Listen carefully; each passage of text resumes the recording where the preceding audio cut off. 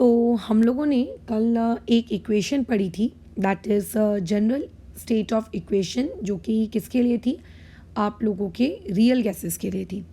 जो उससे एक दिन पहले तुमने चीज़ें पढ़ी हैं, वैंडरवाल इक्वेशन, फिर वो किसके लिए थी? वो भी रियल गैसेस के लिए थी। तो जैसे कि मैंने बताया, रियल गैसेस के इक्वेशंस को निकालने का काम अलग अलग साइंटिस्ट कम्युनिटी ने अलग अलग समय पर अलग अलग तरीक़ों से किया, बट जो हम लोग पढ़ते हैं वो रहता है वैंडरवाल। अब क्योंकि वैंडरवाल इक्वेशन आई क्यों, मतलब अच्छा खासा तो हमारी लाइफ चल रही थी PV=NRT के साथ, क्यों हम लोगों को इच्छा हुई उसमें करेक्शन की? तो जैसा कि मैंने तुम लोगों को इससे पहले भी बताया है, मैं फिर से एक बार रिपीट कर देती हूँ। आपकी आइडियल गैस जो हमने अजम्पशन किया था कि गैसेस आइडियल रहती हैं, उन अजम्पशंस में गड़बड़ी थी। अब हमें कैसे पता चला हमारे अजम्पशंस में गड़बड़ी है? होता कैसा है कि हम अज्यूम तो कर लेते हैं कि ऐसा होगा वैसा होगा, बट हमें कुछ ऑब्जर्वेशंस ऐसी दिखती हैं प्रैक्टिकली, जिन ऑब्जर्वेशंस को झुटलाया नहीं जा सकता। अभी जैसे हमको ये तो पता है कि दिन के बाद रात, रात के बाद दिन होता है, इसको आप झुटला तो सकते नहीं हो। हाँ, अब वो होता क्यों है उसको एक्सप्लेन करने के लिए तुम रीजंस दे सकते हो। तो वैसे ही आपने इनिशियली लेट्स से डेज में, अपने इनिशियल डेज में ये चीज़ अज्यूम भले ही कर ली हो कि आप लोगों के पास जो आइडियल गैसेस होती हैं उनके पास ये उनके अजम्पशंस होते हैं, लेकिन रियलिटी में जो हमारा एक अजम्पशन था, कौन सा वाला बताओ? कि गैसेस के बीच में जो प्रेशर होता है, या फिर मैं ऐसा कहूँ गैसेस के बीच में जो गैसियस पार्टिकल्स होते हैं उनके बीच में कोई इंटरेक्शन ही नहीं होता, ऐसा जो अजम्पशन लिया गया था आइडियल गैस इक्वेशन के द्वारा, ये अजम्पशन तुम्हें नहीं लगता कि गलत था? क्योंकि ये वाला अजम्पशन ये कहता है कि आइडियल गैस इक्वेशंस के बीच में ना तो कोई फोर्स ऑफ अट्रैक्शन है, ना तो कोई फोर्स ऑफ रिपल्शन है। चलो ठीक है, मान लेते हैं, कई सालों तक लेट से माना भी गया। फिर हमने ये देखा कि अगर मान के चलो दो गैसेस के बीच में किसी भी प्रकार का कोई इंटरैक्शन ही नहीं है, तो क्यों कुछ गैसेस के पार्टिकल्स, जैसे कि हीलियम के जैसे लोग, क्यों कुछ गैस के पार्टिकल्स लिक्विफाई नहीं हो रहे? मतलब क्यों वो लिक्विफाई नहीं हो रहे, क्यों वो पास नहीं आ रहे? आपको पता होगा ना लिक्विफिकेशन का मतलब क्या होता है। लिक्विफिकेशन मतलब आपके पास अगर कोई लेट से गैसियस पार्टिकल्स दिए हैं, तो उन गैसियस पार्टिकल्स को आप किस में कन्वर्ट करते हो? लिक्विड में जब कन्वर्ट करते हो, उस पर्टिकुलर प्रोसेस को हम लोग क्या कहते हैं? लिक्विफिकेशन कहते हैं।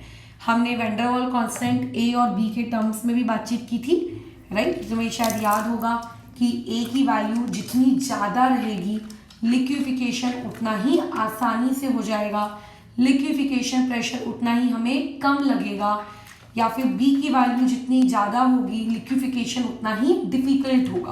पुरानी क्लासेस में पढ़े थे। तो ये तो हम बेसिकली जानते हैं कि लिक्विफिकेशन क्या होता है, लेकिन हीलियम, इनमें लिक्विफिकेशन नहीं हो रहा है, या फिर आप ऐसा कहो कि बहुत बहुत बहुत बहुत डिफिकल्टी के साथ हो रहा है। इसका मतलब उस हीलियम के गैसियस पार्टिकल्स पास में आना नहीं चाहते। अच्छा, दूसरी तरफ आप कोई दूसरी गैस को ले लो, जैसे हम लोग अभी फिलहाल बात करें ऑक्सीजन गैस की इस करंट सिचुएशन में, तो ऑक्सीजन गैस बहुत ही इजीली लिक्विफाई हो रही है एज कंपेयर टू आप लोगों के कौन सी गैस? एज कंपेयर टू आप लोगों की हीलियम गैस। उसके जो पार्टिकल्स हैं वो गैसियस फॉर्म से बहुत ही इजीली कौन से फॉर्म में आ रहे हैं? आप लोगों के लिक्विड फॉर्म में आ रहे हैं। तो इसका मतलब इनके पार्टिकल्स के बीच में लिक्विफिकेशन वाली प्रोसेस इजीली हो रही है। तो इसका मतलब कुछ लोग जल्दी ही लिक्विफाई हो रहे हैं, कुछ लोग बहुत तकलीफ दे रहे हैं लिक्विफाई होने में। तो इससे ये समझ में आता है कि अगर गैसेस लिक्विफिकेशन शो कर रही हैं, तो इट मीन्स दैट कि ज़रूर उन गैस पार्टिकल्स के बीच में अट्रैक्शन रहा होगा, राइट? अगर गैसेस के बीच में अट्रैक्शन नहीं होता, या फिर मान लेते हैं उनके बीच में किसी भी प्रकार का इंटरेक्शन नहीं होता, तो वो क्यों खुद को लिक्विफाई करती? वो तो लिक्विफिकेशन पॉसिबल ही नहीं है। तो ये जो आपको टर्म पढ़ाया जा रहा है लिक्विफिकेशन, ये टर्म देखो, लोग इसको लिक्विफैक्शन भी कहते हैं, बट पता नहीं मेरी ज़बान जो है उसको आदत पड़ गई है लिक्विफिकेशन की, तो मैं यही बोलूँगी, अब चाहे इसका करेक्ट प्रोनाउंसिएशन जो भी हो तुम उसको करेक्ट कर लेना, ठीक है। तो ये जो लिक्विफिकेशन आपका बेसिकली होता है, ये लिक्विफिकेशन हम डिफाइन करते हैं, किसके लिए हम डिफाइन करते हैं? ओनली फॉर रियल गैसेस, क्योंकि रियल गैस ये मानती है, वो इस बात से एग्री करती है, ठीक है, कि पार्टिकल्स, जो गैस के पार्टिकल्स हैं, कि गैस के पार्टिकल्स के बिटवीन में बोलो क्या होता है, आप लोगों का फोर्स ऑफ अट्रैक्शन होता है, ठीक है। उनके बीच में क्या होता है? फोर्स ऑफ अट्रैक्शन बोलो या आप कोई दूसरे काइंड का फोर्स ऑफ रिपल्शन बोलो, डिपेंड की पार्टिकल कैसा है, गैस कौन सी है, ठीक है, या किसी भी प्रकार का इंटरैक्शन वहाँ पे क्या करता है? एग्जिस्ट करता है, वो इसको मानती है। और उसके मानने से कुछ नहीं होता है, रियलिटी में गैस लिक्विफाई हुई भी ना, तो इसका मतलब लिक्विफाई हुई, इसका मतलब क्या हुए? पार्टिकल्स क्लोज आए, और पार्टिकल्स तभी क्लोज आएंगे जब वो क्लोज आना चाहते हैं। आना चाहते हैं मतलब ज़रूर उनके बीच में क्या रहा होगा? फोर्स ऑफ अट्रैक्शन रहा होगा, तभी तो उस फोर्स ऑफ अट्रैक्शन के लिए, ठीक है, वो लोग क्या हुए? पास आए। तो इट मीन्स दैट वहाँ से आपके लोगों ने सोचा कि अच्छा, इसका मतलब आइडियल गैस के अजम्पशन में गड़बड़ थी, ज़रूर रियल गैसेस, मतलब आइडियल में हमको कुछ करेक्शन करना चाहिए, और उस करेक्शन के बाद फिर दुनिया के सामने लेकर आई गई कौन सा कंसेप्ट? रियल गैसेस, जिसको हम लोग पढ़ चुके हैं, ठीक है। बट फिलहाल तुम्हें अभी लिक्विफैक्शन का मतलब तो क्लियर है कि what do you mean by the term liquefaction, है ना। क्या बेसिकली क्या कर रहे हो? अगर आपके पास कोई भी गैस है तो उस गैस को बेसिकली आप किस में कन्वर्ट कर रहे हो? लिक्विड स्टेट में कन्वर्ट कर रहे हो। That term is defined as what? आप लोगों का लिक्विफिकेशन। जैसा कि हमने लास्ट क्लास में पढ़ा था, ए की वैल्यू जितनी ज़्यादा होती है, आप लोगों का ईज ऑफ लिक्विफिकेशन, ठीक है, उतना ही बोलो क्या हो जाता है? आप लोगों का आसान हो जाता है, ठीक है। या फिर मैं ऐसा कहूँ, लिक्विफिकेशन प्रेशर उतना ही बोलो क्या हो जाता है? कम। अगर कोई चीज़ बहुत आसानी से लिक्विफाई हो रही है तो ऑटोमेटिकली उसका लिक्विफिकेशन प्रेशर बोलो कैसा रहेगा? कम रहेगा, है ना। आपको ज़्यादा एफर्ट्स लगाने नहीं पड़ेंगे।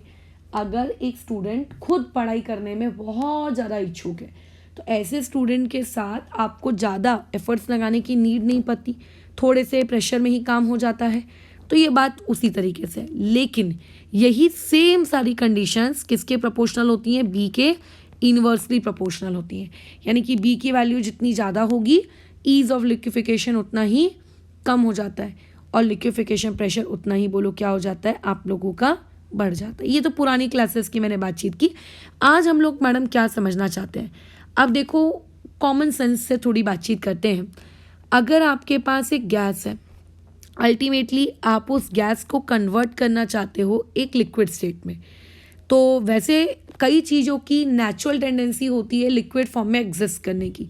जैसे पानी नेचुरली लिक्विड फॉर्म में ज़्यादा एग्जिस्ट करता है ना। मैं ये नहीं कह रही कि तीनों फॉर्म में एग्जिस्ट नहीं करता, बट नेचुरली हम लोगों के जितना ज़्यादा वाटर है वो हम लोगों के से लिक्विड फॉर्म में एग्जिस्ट कर रहा है रूम टेम्परेचर पर।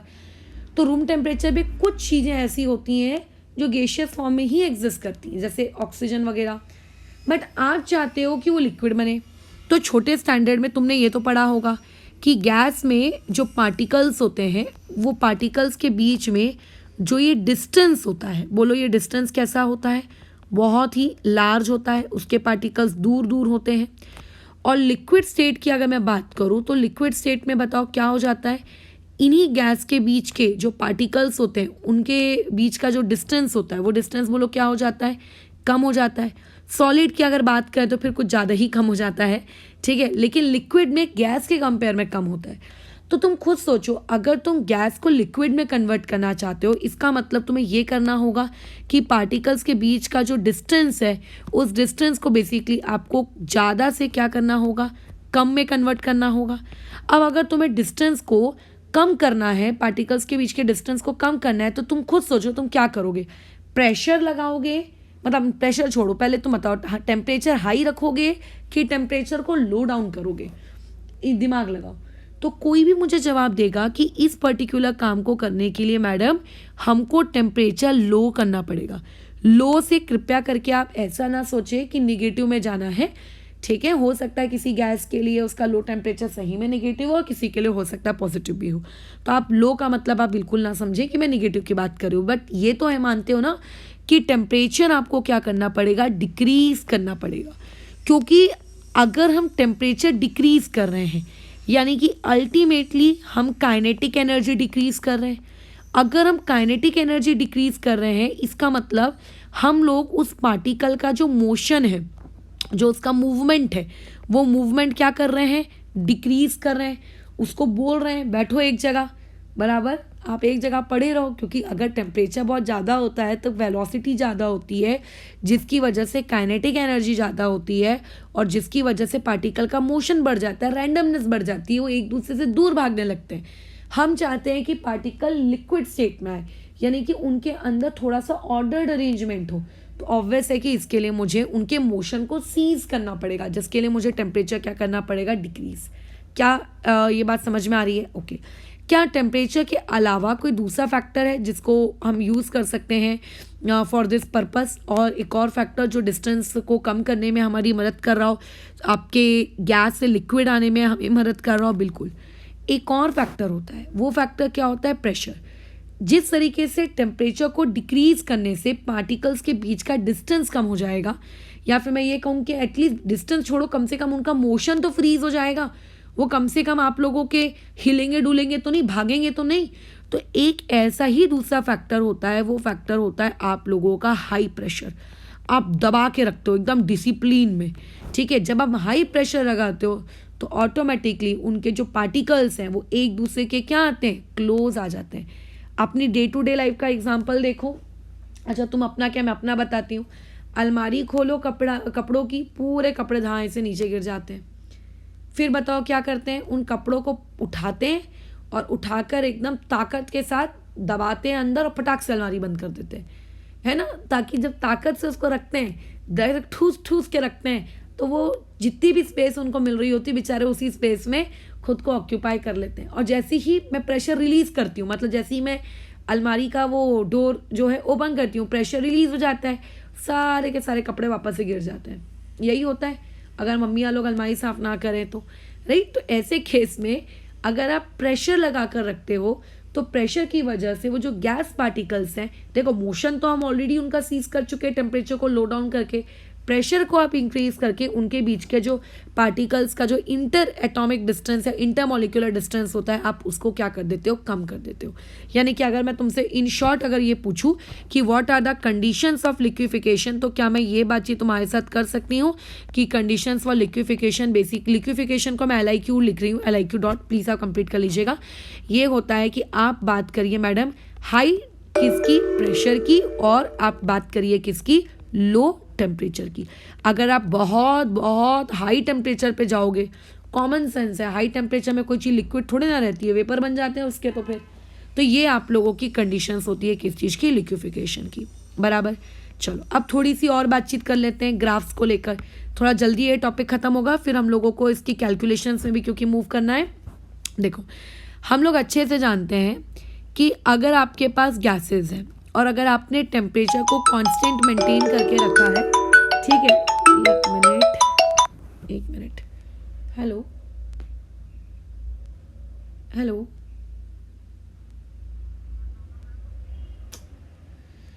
ठीक है। तो अगर आपने मान लेते हैं गैसेस को यूज़ कर रहे हो और आपने मान लेते हैं उन पर्टिकुलर गैसेस के लिए आपने टेम्परेचर बराबर बोलो क्या रखा है, कांस्टेंट।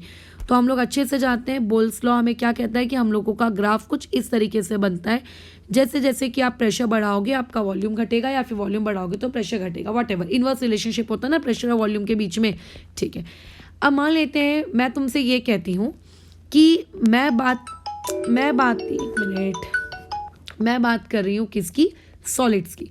अब तुम्हारे आजू बाजू बहुत सारे सॉलिड्स हैं, कोई भी उठा लो, तुम्हारे आजू बाजू बहुत सारे लिक्विड्स हैं, आप कोई भी लिक्विड्स उठा लो, आप उन लिक्विड्स को प्रेशर अप्लाई करो। तुम्हारे आजू बाजू तुम्हारा मोबाइल है ना, उठाओ उसको दबाओ, प्रेशर अप्लाई करो। क्या होगा जब तुम प्रेशर अप्लाई करोगे तो तुम्हारे प्रेशर को अप्लाई करने से क्या उस सॉलिड का वॉल्यूम डिक्रीज होगा क्या? नहीं। सॉलिड्स और लिक्विड्स के केस में अगर आप प्रेशर को इंक्रीज भी करते हो तो आपको वॉल्यूम में कोई डिक्रीज देखने को नहीं मिलता। ये जो हम बातचीत करते हैं ना कि pressure is inversely proportional to volume, ये बातचीत हम तब करते हैं जब हम लोगों की गैसेज होती है। Boyle's law is applicable for gases not for solids and liquids. आगे आप पढ़ोगे solution colligative properties, but right now भी मैं अगर एक लिक्विड की बात कर रही हूँ, एक सॉलिड की बात कर रही हूँ, तो सॉलिड और लिक्विड्स के केस में अगर मैं प्रेशर इंक्रीज करती जाऊँ, चाहे मैं कितना भी प्रेशर इंक्रीज कर लूँ, क्या मेरे वॉल्यूम में कोई चेंज आएगा? क्या नहीं। तो if somebody would ask me what will be the graph, तो मैं बोलूँगी सर ग्राफ देखिए ऐसा रहेगा। ऐसा मतलब पैरेलल टू वाई एक्सिस, यानी कि उसका वॉल्यूम कैसा रहेगा? बताओ, उसका वॉल्यूम कैसा रहेगा? फिक्स रहेगा। आप चाहे प्रेशर कम करो, चाहे आप प्रेशर ज़्यादा करो, सॉलिड और लिक्विड्स के केस में आप लोगों को क्या नहीं मिलेगा? किसी भी प्रकार का वॉल्यूम का एक्सपेंशन या फिर वॉल्यूम का आपको क्या नहीं मिलेगा? कॉन्ट्रैक्शन देखने को नहीं मिलेगा। अगर मैं ऊपर के दोनों कंसेप्ट को मिक्स करूँ, मैं मतलब एक ऐसा ग्राफिकल रिप्रेजेंटेशन फिलहाल तुम्हारे सामने रखना चाहती हूँ जिसमें गैसेस भी हों साइमल्टेनियसली और उसी सेम ग्राफ पेपर के ऊपर मैं लिक्विड्स भी कर रही हूँ। बिकॉज एवरीबडी नोस कि जब आप गैस से लिक्विड में आप कन्वर्ट होते हैं, या फिर उल्टा भी अगर बोलें कि लिक्विड से आप गैस में कन्वर्ट होते हैं, तो ये प्रोसेस सडन प्रोसेस नहीं होती कि अचानक से अभी देखा था एक पल में गैस थी दूसरे पल में लिक्विड बन गई। ये एक फेज होता है धीरे धीरे। जैसे मान लेते 2 लीटर गैस है इनिशियली, तो पहले उस 2 लीटर गैस का 200 ml मतलब 200 ml पानी बन गया, 180 ml गैस बची। फिर पानी की क्वांटिटी बढ़ती गई, है ना, जैसे जैसे आपने प्रेशर इंक्रीज किया, टेम्परेचर डिक्रीज किया और वॉल्यूम धीरे धीरे गैस का कम होता गया। एक ऐसी स्टेज फिर आती है जब पूरी तरीके से आपकी गैस खत्म हो जाती है और सिर्फ आपके पास क्या बनता है? Liquid state. लेकिन क्या कभी ऐसा होता है कि सडन ट्रांजिशन देखने को मिल रहा है? नहीं, आपको एक फेज होता है, ऐसी फेज जिसमें आपके पास लिक्विड भी एग्जिस्ट करता है कुछ अमाउंट में और आपके पास गैस भी एग्जिस्ट करता है कुछ अमाउंट में। तो अगर मैं इस पर्टिकुलर चीज़ का ग्राफिकल रिप्रेजेंटेशन बनाती हूँ, तो देखो इसका ग्राफिकल रिप्रेजेंटेशन कुछ इस प्रकार से होगा। कैसे कि इनिशियली मेरे पास एक गैस है, ठीक है, उस गैस का ऑब्वियस है कि कुछ ना कुछ वॉल्यूम होगा, और जैसा कि तुम जानते हो कि गैसेस हाई वॉल्यूम ऑक्यूपाई करती हैं as compare to solids and liquids. तो मान लेते हैं कि मेरी गैस का इनिशियल वॉल्यूम ये है। जैसे जैसे तुम प्रेशर अप्लाई करोगे, बोलो क्या होता है? गैसेस के लिए बोयल्स लॉ ओबे होता है, तो धीरे धीरे बोलो क्या होने लगेगा? वॉल्यूम डिक्रीज होने लगेगा। मतलब मेरा ग्राफ कैसे हो रहा है? इस डायरेक्शन में जा रहा है। ये मेरे ग्राफ का मूवमेंट ऑफ डायरेक्शन है, ठीक है। तो देखो ये वो पॉइंट है जहाँ तक मेरा ग्राफ गया, और मेरा ग्राफ इस पॉइंट के बाद क्या हो जाता है? कांस्टेंट हो जाता है फॉर सर्टेन ड्यूरेशन, कुछ ड्यूरेशन के लिए कांस्टेंट। बट मतलब ग्राफ का जो कर्व है वो कर्व नहीं रहता है, वो स्ट्रेट लाइन हो जाता है। तो ये जो आपका कर्वी पार्ट था, ये कर्वी पार्ट इस बात को इंडिकेट करता था, ये जो हम लोग बोल रहे हैं P से लेके Q तक का जो ये डिस्टेंस है, कर्व्ड डिस्टेंस है, ये P से लेके Q तक का ये कर्व डिस्टेंस इस बात को इंडिकेट करता है कि उस पर्टिकुलर जगह में कौन मौजूद है? गैसेस। और Q से लेके R तक का ये डिस्टेंस क्या मौजूद करता है कि गैस और लिक्विड वहाँ पे दोनों ही आपस में मौजूद है। यानी कि लिक्विड धीरे धीरे बढ़ता जा रहा है और गैस धीरे धीरे क्या होती जा रही है? कम होती जा रही है, क्योंकि जैसे जैसे आप टेम्परेचर डिक्रीज कर रहे हो, या फिर मैं ऐसा कहूँ कि जैसे जैसे आप प्रेशर क्या कर रहे हो? बढ़ा रहे हो। लेकिन अब इस पर्टिकुलर पॉइंट में पहुँचने के बाद आपका ग्राफ क्या होता है? इस तरीके से बोलो क्या हो जाता है? ये ऐसा, मतलब ऑलमोस्ट क्या हो जाता है? उसका वॉल्यूम कांस्टेंट है ना, उसका वॉल्यूम ऑलमोस्ट क्या हो चुका है? बोलो कांस्टेंट। यानी कि ये आप लोगों की एक ऐसी फेज होती है R से लेके K तक की, जिस पर्टिकुलर फेज में वहाँ पे आप लोगों को प्रेशर आप चाहे कितना भी बढ़ा लो, आपको वॉल्यूम में कोई चेंज नहीं दिखता। यहाँ पे वॉल्यूम बराबर कांस्टेंट दिखता है, भले आप प्रेशर कितना ही बढ़ाते जाओ। और हम कहते हैं कि ये पर्टिकुलरली चीज़ हमारी कौन सी फेज होती है? लिक्विड फेज होती है, ठीक है। ये ऐसा दिखता है कंबाइंड इफेक्टिव ग्राफ उनका। लेट्स से ये पर्टिकुलर ग्राफ टेम्परेचर 1 में बनाया गया। अब हुआ क्या?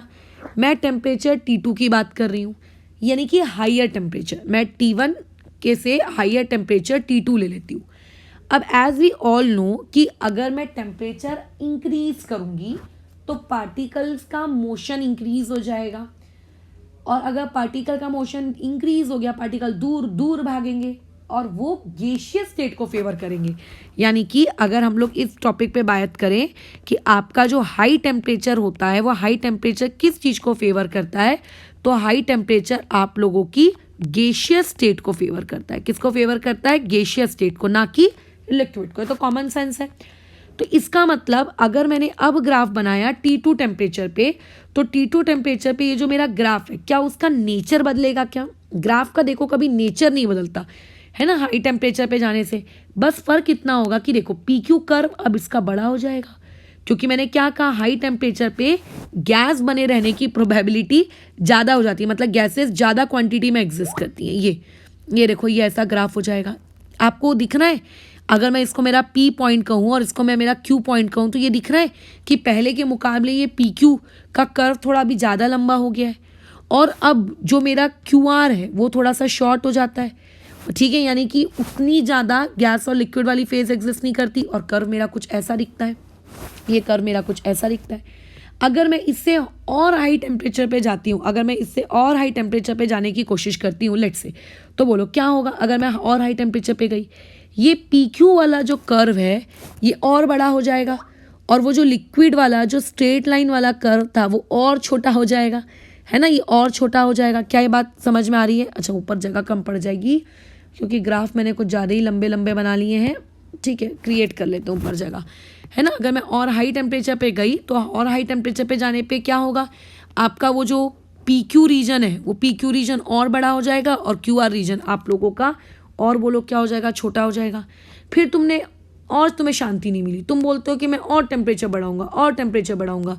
तो चलो ठीक है, करके देख लेते हैं। एक और तुमने टेम्परेचर बढ़ाने की कोशिश की।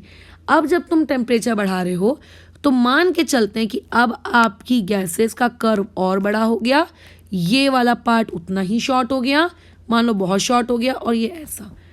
ठीक है, ये ऐसा। फिर मान लेते तुमने कहा मैं और टेम्परेचर इंक्रीज करूंगा। ठीक है, चलो और टेम्परेचर इंक्रीज करके देख लेते हैं। तुमने और टेम्परेचर इंक्रीज किया, अब ये तुम्हारा ग्राफ इतना सा हो गया और ये ऐसे। फिर तुम ये कहते हो कि मैं और टेम्परेचर इंक्रीज करूंगा। हे राम, और करके देख लेते हैं। चलो ये आप इंक्रीज किए किए किए और ये ऐसा। यानी कि अब आपका जो वो स्ट्रेट पाथ था, आपका वो जो स्ट्रेट पाथ था, ठीक है, आपका वो जो स्ट्रेट पाथ था जिसमें आप बोल रहे थे कि लिक्विड भी आपका एग्जिस्ट करता है, गैस भी आपकी एग्जिस्ट करती है, वो अब बहुत ही बोलो क्या हो गया, छोटा सा हो गया। मैंने तो फिर भी बहुत बड़ा बनाया है, बहुत छोटा सा हो गया। बेसिकली ये चीज़ ऐसी, अरे यार बेसिकली ये चीज़ पता है ऐसी दिखती है, ये ऐसी। यानी कि अब अगर मैं और टेम्परेचर इंक्रीज करूंगी तो ये कर्व आपका फ्लैट ना होके थोड़ा ऐसा दिखता है। साइन का कर्व कैसा होता है वैसा, यानी कि ये ऑलमोस्ट आपका फ्लैट गायब हो गया है।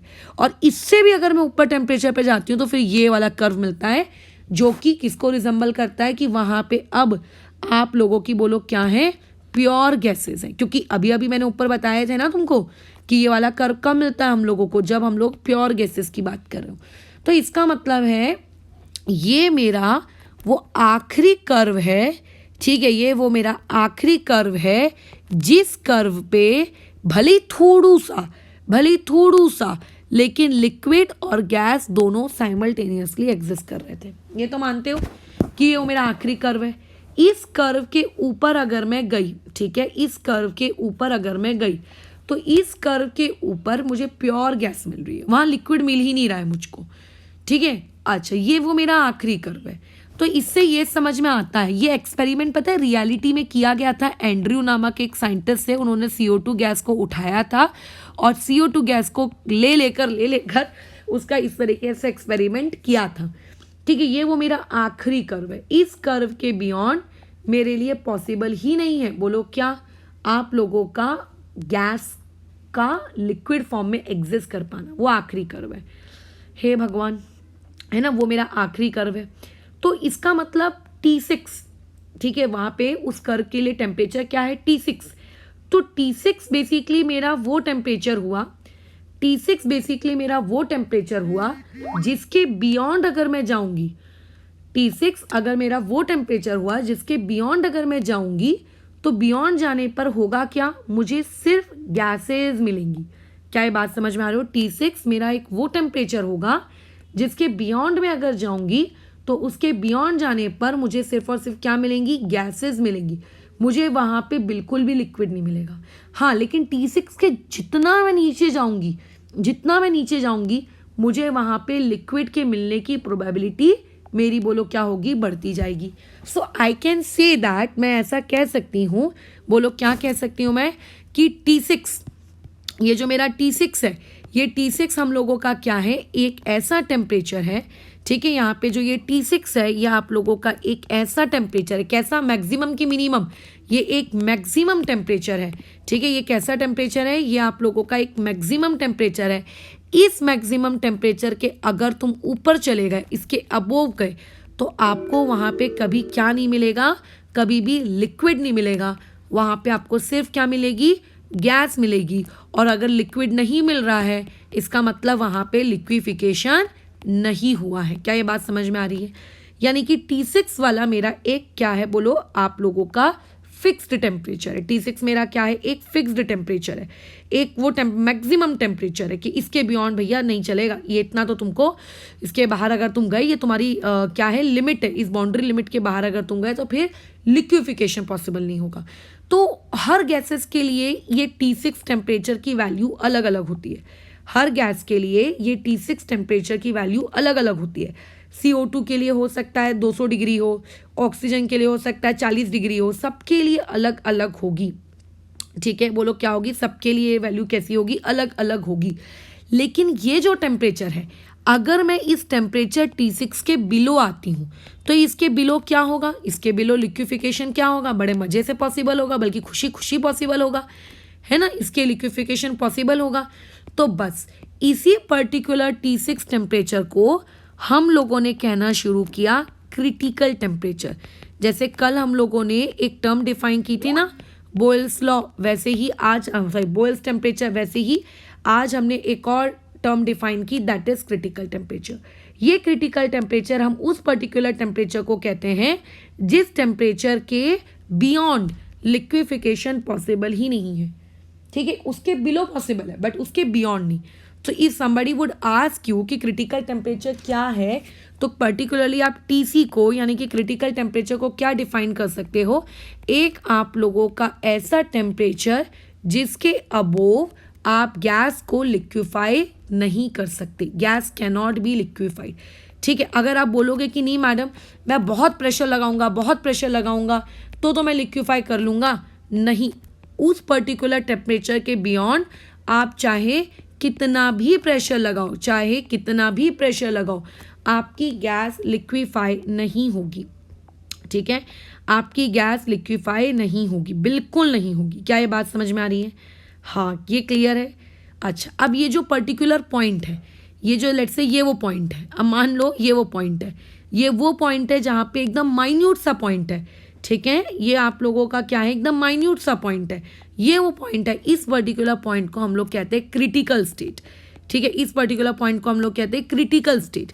इस क्रिटिकल स्टेट पर 3 वेरिएबल्स डिफाइंड होते हैं। अब तुम जानते हो कौन से होंगे, प्रेशर, वॉल्यूम, टेम्परेचर। अब critical temperature, critical pressure, critical volume. अब मैं क्रिटिकल टेम्परेचर क्या होता है ये तो बता चुकी हूँ। अब बात कर लेते हैं दूसरे वाले की। दूसरा वाला बोलो कौन है आप लोगों का, दूसरा वाला है क्रिटिकल प्रेशर। क्रिटिकल प्रेशर के बारे में भी बात कर लेते हैं। It is denoted by the symbol PC। अब ध्यान से सुनेंगे, क्या होगा क्रिटिकल प्रेशर, लिक्विफिकेशन में हमको प्रेशर लगाना पड़ता है, जिस प्रेशर को लगाने से हम लोगों की गैस किस में कन्वर्ट होती है, लिक्विड में कन्वर्ट होती है ना। अच्छा, अब आप जितना ज़्यादा प्रेशर लगाओगे उतना अच्छा है, जितने ज़्यादा मार्क्स लाओगे उतना अच्छा है। बट फिर भी गवर्नमेंट या बोर्ड पास होने के लिए एक मिनिमम क्राइटेरिया रखते हैं ना, 35 मार्क्स पासिंग है, ठीक है, बराबर 35 तो कम से कम होना ही होना, याद आ रहा है, 35 मिनिमम पासिंग मार्क है। तो प्रेशर तो लाना ही है हाई, मार्क्स तो सबको ही अच्छे लाने हैं, बट कम से कम उसके नीचे अगर तुम गए तो फेल कहलाओगे। तो वैसे ही गैस का भी एक क्या होता है, फिर हर गैसेस का अपना एक फिक्स्ड प्रेशर होता है।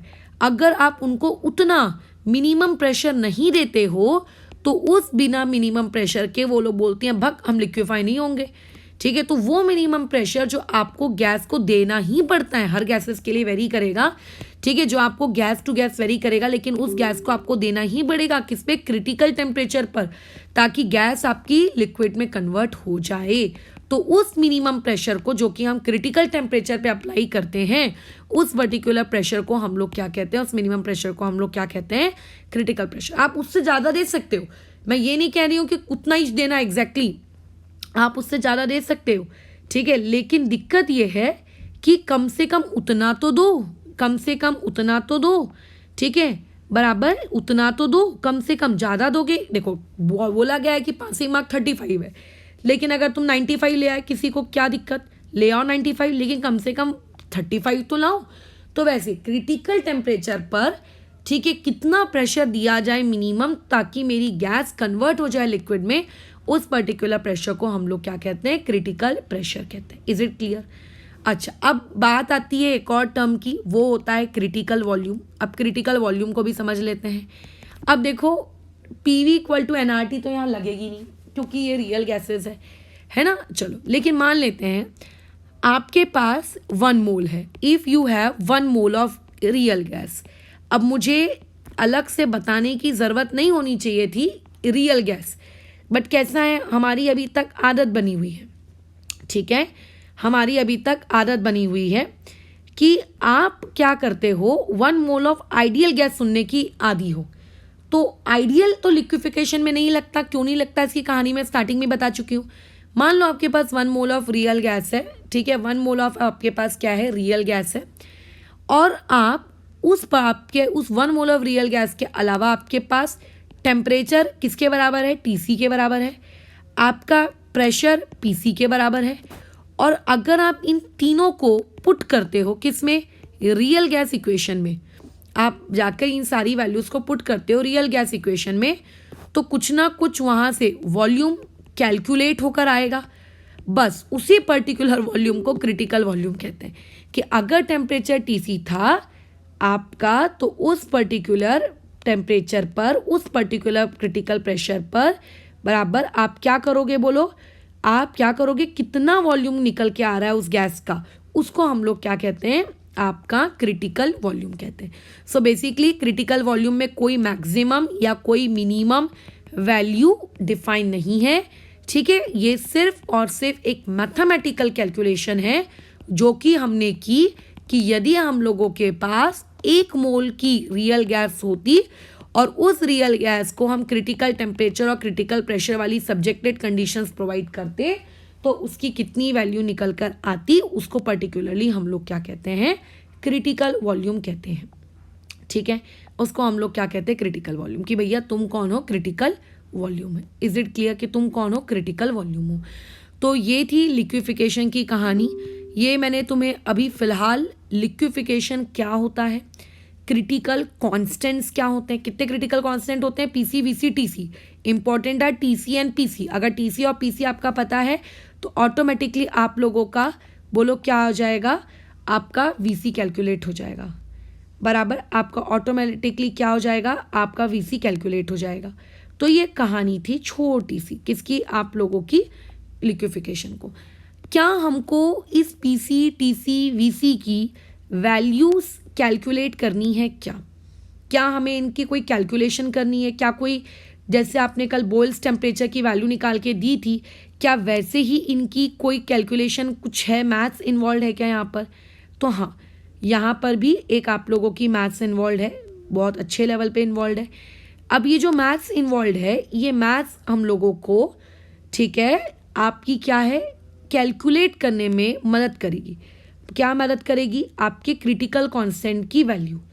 अच्छा, लेकिन अब वो डेरिवेशन आपके कोई काम का नहीं है, जैसे कि मैं पहले ही कह चुकी हूँ, है ना, वो डेरिवेशन आपके कोई काम का नहीं, जैसे मैं पहले ही कह चुकी हूँ। वो डेरिवेशन से जो रिजल्ट्स बाहर आएंगे, वो रिजल्ट्स बेसिकली आप लोगों के बहुत काम के हैं।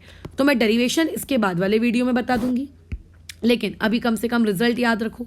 तो अब ये रिजल्ट हमको क्या याद रखना है, देखो रिजल्ट हमें ये याद रखना है कि जो PC होता है या जो TC होता है, इनकी कुछ वैल्यूज़ होती हैं। जैसे अगर मैं TC की वैल्यू पूछूं क्या है, तो TC की मैथमेटिकली वैल्यू आती है 8 times of A upon 27 RB। कैसे आती है वी विल सी, बट ये आती है, सिमिलरली क्रिटिकल प्रेशर की मैं बात करूँ तो जो क्रिटिकल प्रेशर पीसी होता है इसकी वैल्यू होती है A/27 times of B square. Similarly अगर मैं पीसी वीसी मतलब पीसी और टीसी को यूज़ करूँ n=1 रखूँ तो यहाँ से जो क्रिटिकल वॉल्यूम की वैल्यू आती है वो बोलो कितनी होती है 3 टाइम्स ऑफ बी। ये वैल्यूज़ आपको याद रखनी है। कैसे आई वो डेरिवेशन में बता दूंगी, मुझे डेरिवेशन बताने में कोई दिक्कत नहीं है, लेकिन इन सारी चीज़ से आपको क्या करना है बताओ, आप लोगों को फाइनली ये रिजल्ट्स याद रखने हैं। ठीक है, आपको ये रिजल्ट याद रखने हैं क्योंकि न्यूमेरिकल आपके डेरिवेशन से नहीं आएगा, न्यूमेरिकल आप लोगों के इस रिजल्ट से आएगा। अब ये जो हमने अभी रिजल्ट पे बातचीत की, चलो एक काम करो, इस रिजल्ट से एक इम्पॉर्टेंट बातचीत और कर लेते हैं। जैसे कि टी सी इक्वल्स टू आपको अभी अभी मैंने बताया 8A/27 RB होता है, और कल की क्लास में मैंने आपको बताया कि बॉयल्स टेम्परेचर होता है A/RB। अगर तुम इस इक्वेशन को इस इक्वेशन में जाके सब्सटीट्यूट करोगे तो तुम क्या ये लिख सकते हो T C equals to 8/27 times of T B. चलो थोड़ी सी और मैथ्स कर लेते हैं, तो क्या मैं टी बी को लिख सकती हूँ 27/8 टाइम्स ऑफ आप लोगों का टी सी। चलो और थोड़ी सी मैथ्स कर लेते हैं, तो मैं क्या टी बी को लिख सकती हूँ 8×3 = 24, 24 5 6 7 30, 8×3 = 24, मतलब 3.3 टाइम्स ऑफ टी सी लिखा जा सकता है, बिल्कुल लिखा जा सकता है। यानी कि इस पर्टिकुलर एक्सप्रेशन को देखकर साफ साफ समझ में आता है कि किसी भी गैस का जो बॉयल्स टेम्परेचर होता है, अब बॉयल्स टेम्परेचर क्या होता है भाई, कल सिखाए थे ना, बॉयल्स टेम्परेचर क्या होता है, एक ऐसे टेम्परेचर की वैल्यू जहाँ पर आपकी रियल गैस भी किसके जैसे बिहेव करने लगे, आइडियल गैस की, वो ज़्यादा होती है किसके कंपेयर में, टीसी के कंपेयर में। ये होनी भी चाहिए। अगर बॉयल्स की वैल्यू कम होगी तो ऐसे में अगर आप कुछ भी हीट करोगे तो गैसेस तो पटाख से आइडियल में हो जाएंगी, और अगर वो आइडियल में हो गई तो फिर आप उनको लिक्विफाई कैसे करोगे। तो ये आपको एक इम्पॉर्टेंट रिजल्ट है कि हमेशा हर गैस के लिए उसका जो बॉयल्स टेम्परेचर होता है वो उसके क्रिटिकल टेम्परेचर से कैसा होता है, ज़्यादा। अब सवाल कभी कैसे पूछा जाएगा, इस फॉर्मेट में आपसे पूछा जा सकता है कि which of the following is correct, तो उसमें आपको एक बार ये याद रखना है, या फिर आपको ऐसा पूछा जा सकता है which of the following set is correct. ठीक है, आप लोगों के फॉर टीबी एंड टीसी। ठीक है, टीबी और टीसी के लिए बोलो कौन सा सेट आपका क्या है, करेक्ट है। ऑप्शन दे देगा, इधर टीबी इधर टीसी, 1.1 2.3, ये मैं रैंडम वैल्यूज दे रही हूँ। हाँ, इन रैंडम वैल्यूज का वास्तविकता से कोई भी आप लोगों का वास्ता नहीं है। ठीक है, ये इस तरीके से रैंडम वैल्यूज है। अब मुझे बताओ, ये तो मानते हो कि टीबी और टीसी इक्वल नहीं हो सकते, बल्कि टीबी आपका बड़ा होना चाहिए टीसी से, तो इन सारी रैंडम वैल्यूज में से ये वाला सेट बोलो हम लोगों का क्या रहेगा, करेक्ट रहेगा। तो इस तरीके की बातचीत तुमसे की जा सकती है। ठीक है, क्लियर है। अच्छा, बस अब हम लोगों को ये देखना है कि ये डेरिवेशन हमने कैसे किया। ठीक है, और इस डेरिवेशन से हमने ये रिजल्ट्स कैसे लेकर आए। एक और रिजल्ट पे बातचीत कर लेते हैं, फिर बात की सारी बातचीत हम लोग, अच्छा रहने दो, इसको अभी नहीं करते, इसको हम लोग जब डेराइव करेंगे ना तभी करेंगे। तो ये थी आपकी लिक्विफिकेशन की कहानी। अब बस हमको इनको डिराइव करके देखना है कि डिराइव करके हम लोगों के पास क्या रिजल्ट निकल के आ रहा है। डन। बस डिफाइन थोड़े याद रखना, मैक्सिमम मिनिमम, ये वर्ड्स एक्चुअली काफ़ी आपको कंफ्यूज कर सकते हैं। जैसे कि एक क्वेश्चन और पॉसिबल है, यही which of the following condition is correct, आप कौन सी कंडीशन को करेक्ट कहोगे फॉर लिक्विफिकेशन ऑफ गैस। अगर आपको गैस का क्या करना है, लिक्विफिकेशन करना है। ठीक है, एट गैस का आपको टीसी दिया हुआ है 500 केल्विन और उस गैस का पीसी दिया हुआ है 2 ATM, मतलब इतना तो उस गैस की रिक्वायरमेंट ही है भाई। अब आप बोल रहे हो कंडीशन नंबर ए, मैं उसको प्रेशर दूंगा मैडम 1 ATM, लेकिन उसको टेम्परेचर दूंगा 1000 केल्विन। क्या गैस लिक्विफाई होगी? नहीं होगी, क्योंकि उसको मिनिमम प्रेशर 2 ATM चाहिए। तुम तो मिनिमम से भी कम दे रहे हो, भले ही टेम्परेचर कितना भी दे दो नहीं चलेगा, मिनिमम रिक्वायरमेंट कंप्लीट होनी चाहिए। ठीक है, मान लेते हैं तो मैथ्स में 100 में से 100 ला के बैठे हो और इंग्लिश में 0 लाए हो, तो ऐसा नहीं चलेगा। सब में मिनिमम 35 चाहिए, भले ही आप किसी में 100 में से भी 100 ले आओ, हमें उससे कोई मतलब नहीं है। ठीक है, अच्छा तुम कहते हो कि प्रेशर मैं 2 ATM दे दूंगा, कोई दिक्कत नहीं है, लेकिन मैडम टेम्परेचर 500 नहीं हो पाएगा, टेम्परेचर आप 200 केल्विन चला लो तो भी नहीं चलेगा। जो टेम्परेचर टीसी की कंडीशन है वो आपको फुलफिल करनी है। आप कहोगे अच्छा एक काम करो, प्रेशर मेरे से आप 10 एटीएम ले लो लेकिन टेम्परेचर 200 कर लो, मतलब आप ये चाह रहे हो कि टेम्परेचर में आप एडजस्ट कर लो, प्रेशर में ज़्यादा दे देता हूँ, ये भी नहीं चलेगा आपको। अच्छा फिर तुम बोलते हो चलो एक काम करते हैं, प्रेशर 2.5 एटीएम कर लो, टेम्परेचर 500 करो, चलेगा क्या? तो मैं बोलूँगी चलेगा। क्यों चलेगा? क्योंकि मिनिमम आपको 2 चाहिए प्रेशर और आप दे कितना रहे हो 2.5, क्यों नहीं चलेगा? बिल्कुल चलेगा। अब तुमने बोला कि अच्छा ये चलेगा क्या कि प्रेशर बराबर मैडम आप 2.5 एटीएम कर लो लेकिन टेम्परेचर बराबर 700 कर लो, तो ये नहीं चलेगा। ध्यान रखना ये वो पॉइंट है जहाँ पे सबसे ज़्यादा कन्फ्यूजन होता है। क्रिटिकल प्रेशर मिनिमम प्रेशर होता है, यानी कि आप उससे ज़्यादा भी दे सकते हो, प्लीज़ कीप इन माइंड। यानी कि ज़्यादा अगर आप दे दोगे तो ज़्यादा देने इसमें कोई दिक्कत नहीं है, कोई बुराई नहीं है, ठीक है, कुछ भी बुराई नहीं है, ठीक है, कुछ भी बुराई नहीं है। लेकिन आपका जो क्रिटिकल टेम्परेचर होता है वो क्रिटिकल टेम्परेचर आप लोगों का मैक्सिमम टेम्परेचर होता है। अगर आप उस मैक्सिमम टेम्परेचर के बियॉन्ड गए, बराबर, अगर आप उस मैक्सिमम टेम्परेचर के बियॉन्ड गए तो फिर तो भैया वो गैस ही मिलेगी आपको, फिर तो लिक्विड की प्रोबेबिलिटी कम हो जाती है, तो ये नहीं चलेगा। अगर आप ये कहोगे कि अच्छा एक काम कर लेते हैं, प्रेशर बराबर, एक मिनट, हाँ ये कंडीशन चलेगी। देखो यहाँ पे मैंने भी गोबर कर दिया, आप ज़्यादा प्रेशर दे रहे हो, आप कम टेम्परेचर दे रहे हो, तो ये चलेगा, बिल्कुल चलेगा, क्योंकि प्रेशर के लिए मिनिमम की रिक्वायरमेंट होती है और टेम्परेचर के लिए मैक्सिमम की, तो उस मैक्सिमम से आप कम ला सकते हो। तो बस इसी जैसे अभी मैं कंफ्यूज हो गई, वैसे तुम मत हो जाना कंफ्यूज, ठीक है। ये आपका है। अब बस हमको वो डेरिवेशन देखना है कि किस तरीके से हमने वो उसको डिराइव किया है, और बस हमारा एक ही टॉपिक बचेगा, वो मैनोमीटर बैरोमीटर, और उसके बाद फिर हम लोगों की कहानी खत्म इस गैसियस स्टेट की, ठीक है। ओके, तो अभी इसी क्लास के बाद उसको देख लेते हैं, फिर इसको ओवर करते हैं।